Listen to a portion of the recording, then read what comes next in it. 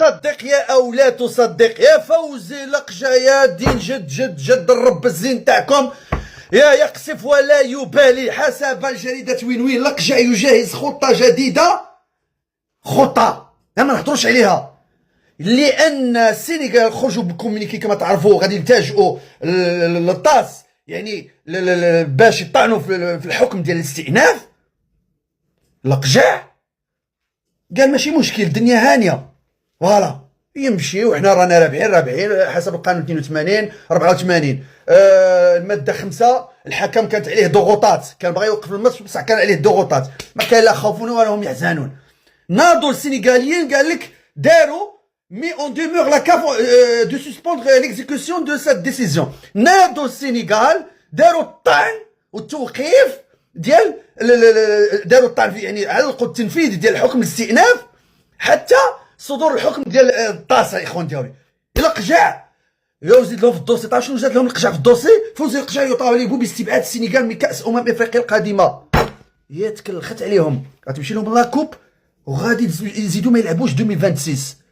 القجع ما معاش الزعاقه، القجع قانون. قول كولاسه قول اختك قول امك قول طاسي جد بابا كيكلب، هو القانون سي قانون.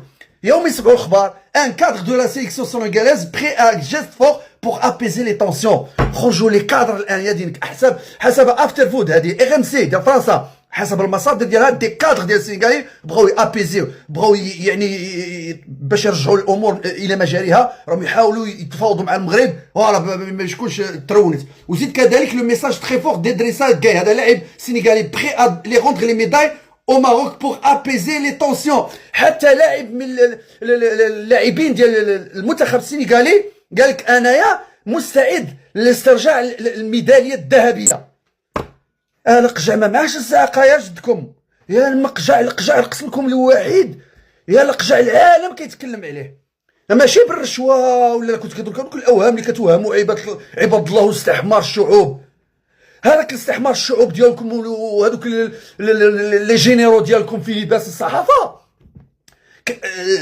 العالم كيعرفهم، ولكن عندهم المشاهدات حيت مازال عندهم الملايين ديال الحمير والبعير، يعني مازال مستحمرين.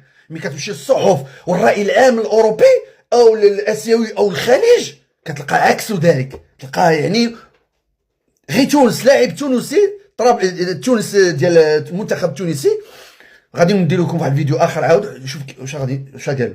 المهم